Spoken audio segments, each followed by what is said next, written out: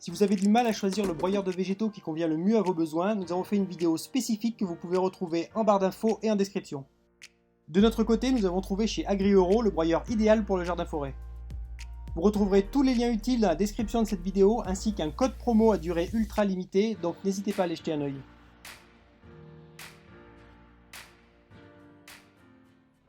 On a les joints pour les goulottes, le timon pour la prise de remorque.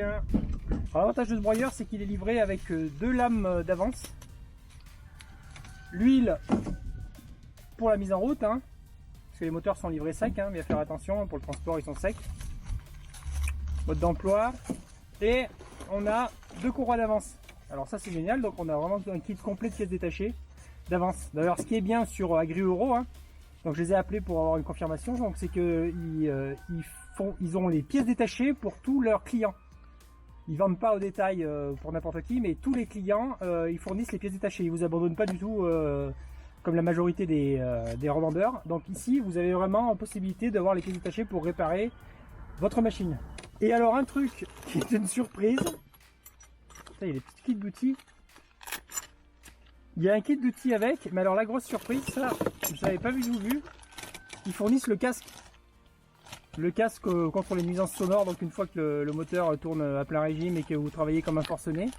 Donc ça c'est sympa, franchement. Excellente surprise.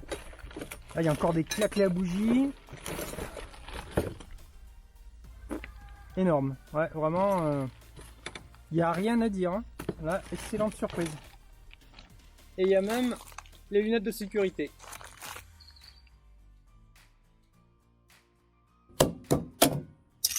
Voilà, ça c'est juste histoire de passer et de ne pas abîmer le châssis.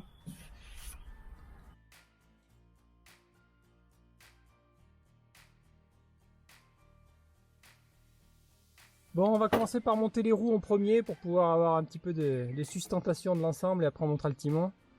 Donc au niveau des voies, on a des extensions de voies pour élargir, si on veut avoir vraiment de... C'est ce que nous on va faire, pour avoir l'assise, la voie la plus large possible. On peut rallonger, si on veut vraiment avoir une voie courte, si vous devez vraiment passer dans des petits recoins pour manipuler le broyeur, vous pouvez monter ça directement sur le châssis et là à ce moment-là vous êtes vraiment très court. Après avec le porte-à-faux, c'est limite dangereux, donc les rallonges de voie sont très bien prévues. C'est ce qu'on va faire nous. Donc on a notre vis rondelle plate, écrou et rondelle grower. Rondelle grower pour mettre à l'arrière pour garder la tension. Donc pour l'assemblage de l'essieu, bon, c'est très simple. Vis, rondelle plate. On les met de l'extérieur vers l'intérieur pour éviter d'avoir les écrous qui soient sur l'extérieur. C'est quand même plus propre. Ensuite, une rondelle plate, rondelle grower et l'écrou.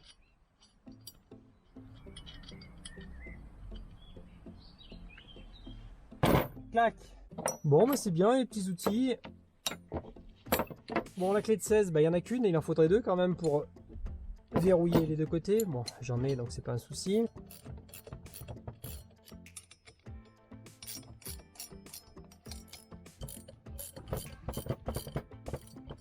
On y serre quand même assez fort parce que les broyeurs de branches ça vibre énormément.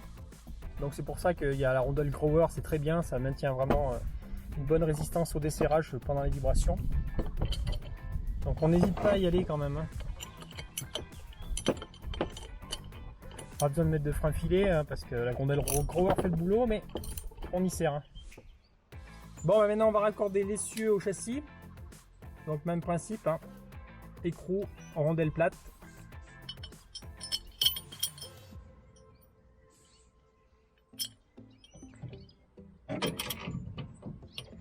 Et de l'autre côté, rondelle plate, rondelle grower, rondelle fendue donc, et notre écrou. Bon, bah pour l'autre côté, rien d'extraordinaire, c'est la même chose, mais j'en profite quand même pour vous montrer. Donc avec l'extension d'essieu, on a vraiment une largeur de voie qui est vraiment élargie. Là, si on met vraiment l'ensemble, au niveau stabilité, on est très bien. Moi, c'était une de mes craintes, ça. Parce que donc, sur le site, vous pouvez voir des fois j'ai l'impression qu'il y en a qu'une seule de mise là. Il y a le minimum, il n'y a pas l'extension. Donc, si vous avez une allée de large jardin, en fait, qui n'est pas large du tout, vous pouvez supprimer l'extension, hein. Vous pouvez le déplacer à la main, hein. Une fois que c'est assemblé, c'est quand même beaucoup plus facile à manipuler. Même si c'est quand même lourd à la base, hein. Mais une fois bien assemblé, avec les roues et le timon, ça fait un porte-à-faux, ça aide bien.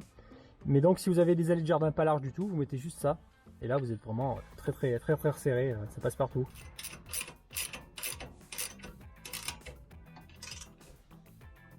Ouais, donc là on a surélevé l'essieu avec une cale, hein, ici, pour avoir la hauteur pour pouvoir mettre la roue tranquillement. Donc une petite astuce au niveau des pneus, donc la flèche c'est bien en avant, hein, la flèche comme ceci, hein, dans le sens de l'avancement. Par contre, nous, c'est une astuce, hein, on met le pneu avec la valve à l'intérieur. Donc si vous voulez pas vous tracasser, ou généralement les gens ils la mettent à l'extérieur. Donc du coup, méfiez-vous du sens que vous allez mettre et de la jante que vous allez prendre, hein, par rapport au mouvement du pneu. Et nous on le monte, aucune valve à l'extérieur. Pourquoi on fait ça? Pour la bonne et simple raison que donc la jante elle est bien parfaitement centrée, hein, il n'y a pas de déport ni d'un côté ni de l'autre. Et ici quand vous allez aller dans les, quand nous on va aller dans la forêt, dans les broussailles et rouler sur des branches, vous n'avez aucune branche ici qui va venir et arracher votre valve. Parce que ça c'est le petit truc tout bête, mais une fois que vous roulez vraiment dans la forêt, que vous traînez des branches, vous avez des branches qui viennent se planter là-dedans, et vous arrachez les valves. Là vous risquez rien du tout. Et ce qui vous empêchera pas de l'autre côté de pouvoir faire votre pression tranquille, sans aucun souci, ça passe, il n'y a aucun souci. Donc ça c'est une petite astuce. Et voilà, vous avez le sens de rotation du pneu, hein, ici. Et voilà. C'était la petite astuce du jour. Donc pour fixer notre roue, on a notre vis, rondelle plate. On vient fixer notre roue.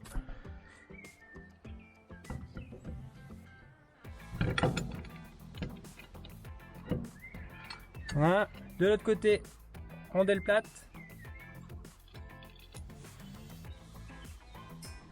Rondelle grower, donc rondelle fendue. Très important la rondelle fendue, hein. C'est elle qui empêche le desserrage, hein.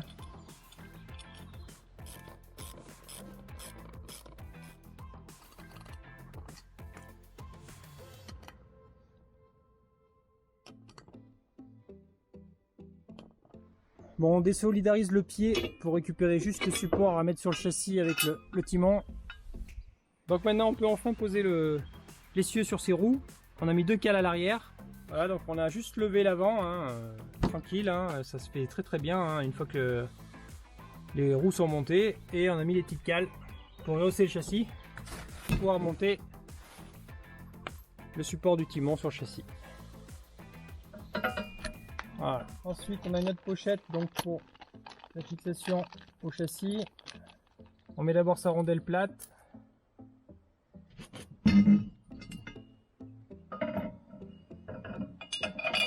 Clac. Je mets la même chose de l'autre côté pour me tenir le tout. Voilà, comme ça je suis tranquille. Ensuite, comme toujours, rondelle plate, rondelle grower, écrou. Bon, on a la clé de 18 qui est fournie. Et il en faut une deuxième de l'autre côté comme tout à l'heure.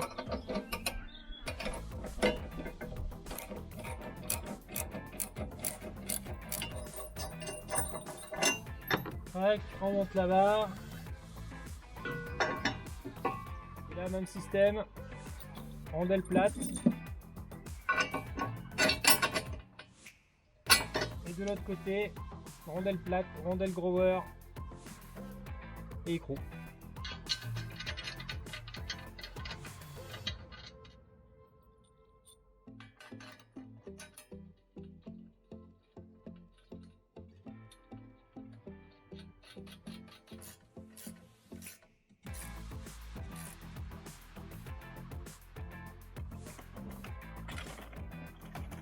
Voilà, à partir de là maintenant on peut pouvoir le faire rouler, le déplacer, ça va être beaucoup plus facile.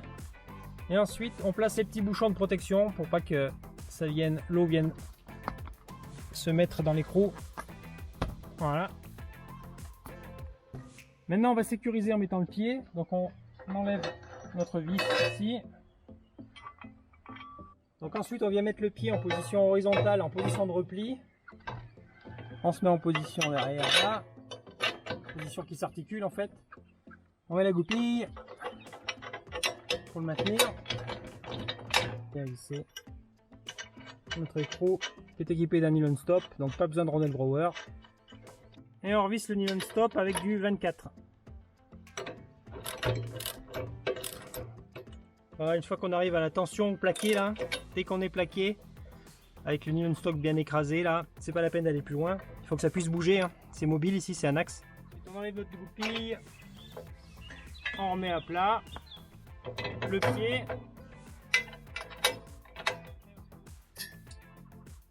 Voilà, donc maintenant on a bien nos 3 appuis, on est tranquille.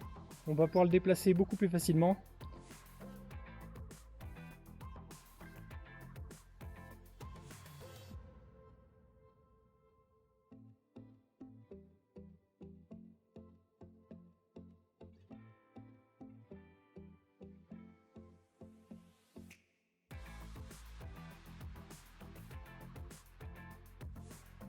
Donc on va assembler notre goulotte. Pour ça, donc on installe la patte qui va nous servir à faire levier pour enlever le doigt d'indexation qui vient se mettre ici, le ressort et son support qui vient se mettre après par dessus. Au niveau des vis, on a 2 tailles là, hein. Il y a des courtes et des longues. Donc il y en a 2 plus longues, c'est les 2 qui vont ici, hein, pour le support. Donc au niveau des vis, on va les mettre tout de suite ici pour maintenir le tour en rondelle plate. Hop, donc ça sera comme ceci. Bon, faut un peu y préassembler pour éviter de s'enquiquiner après. Donc ça nous donnera ça. Ensuite on a notre disque, donc on a un disque large qui vient prendre un sandwich, un disque plus fin qui sert de rotation. Donc lui on va bien le graisser par contre, hein. Donc on graisse bien ce disque là. Et après on prend tout ça en sandwich.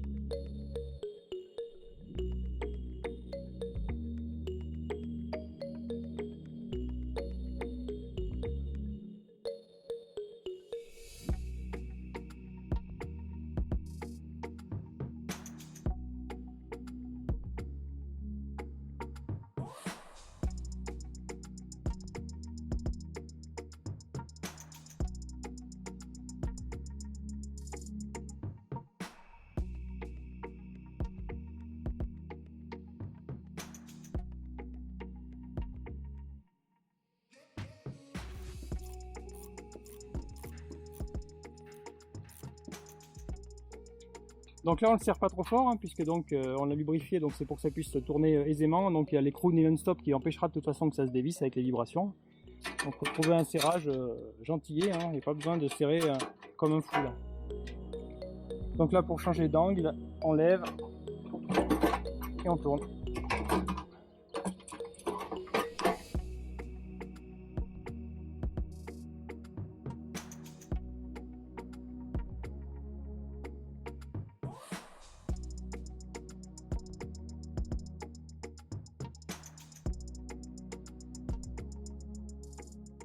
Bon, on en profite bien pour vérifier que toutes les lames sont bien vissées.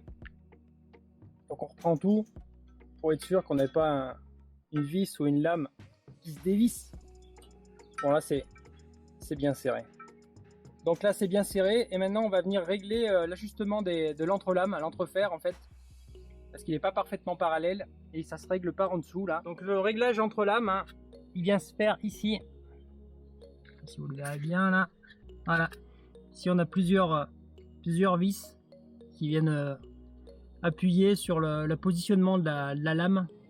Donc on peut régler comme ça le parallélisme des lames et l'entrefer pour le mettre le plus petit possible en ayant quand même une marge, hein, de un bon millimètre et demi on va dire, pour avoir des copeaux bien le plus petit possible et une bonne régularité de coupe et que ça force de manière égale sur les 2 paliers. Maintenant on va assembler la trémie, hein, donc pour l'assemblage toujours pareil, hein, 2 rondelles plates, hein, prises en sandwich avec la ferraille donc, et les rondelles grower juste avant l'écrou pour empêcher le desserrage. Et on n'oublie pas de monter le joint, hein, entre la carcasse et la trémie.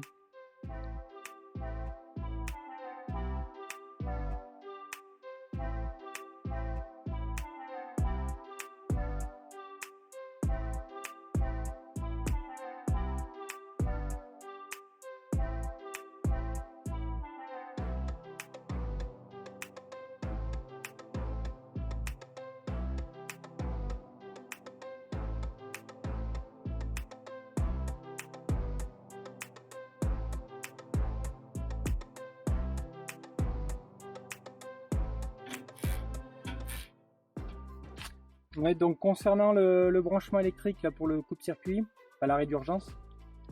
Donc on a le circuit sur la borne verte, on a le circuit qui se ferme quand on appuie.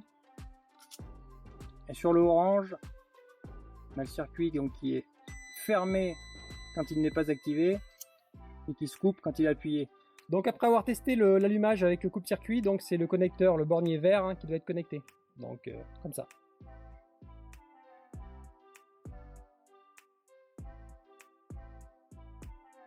Bon, au niveau des prises, bon, il y a un système de détrompeur, on ne peut pas se confondre sans mêler les pinceaux hein, entre le mâle-femelle.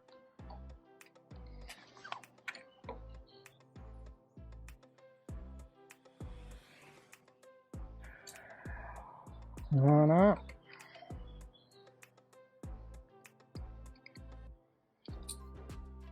Voilà, donc on peut pas s'embrouiller les pinceaux.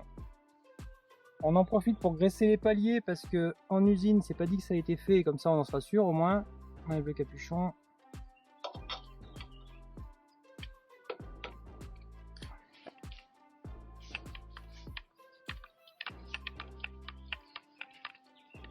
Voilà. Voilà, je préfère qu'il y en ait trop que pas assez. Je profite pour en mettre là, au niveau du carré d'entraînement. Ça évitera qu'il s'oxyde. Et là, on accède au deuxième palier pour le graisser. Donc on a les deux courroies ici. Donc ce qu'il y a de bien, c'est que donc, avec ce kit là, cette offre là, on en a deux d'avance. Et ici, c'est la tension pour régler les courroies là-bas. Ouais, donc ici, là, on bouge directement le socle, on dévisse le socle de fixation moteur et on a la tension. Comme ça, on avance ou on recule le moteur, ce qui nous permet de tendre la courroie, les courroies, puisque donc il y en a deux. Alors on fait attention de ne pas mettre de la graisse partout, parce que là on est sur le carter de courroie, donc si ça va dans les courroies, ça va pas être génial.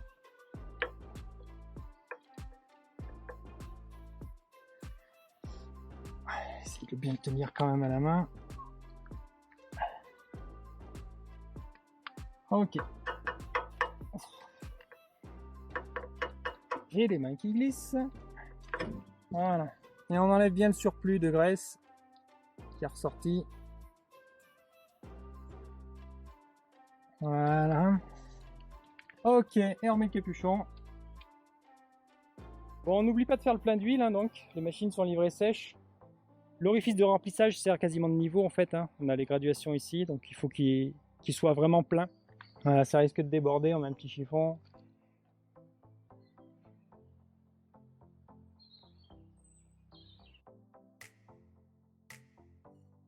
On se met bien à plat pour faire ça, évidemment, pour être bien de niveau. Hop, voilà, on récupère le trop plein.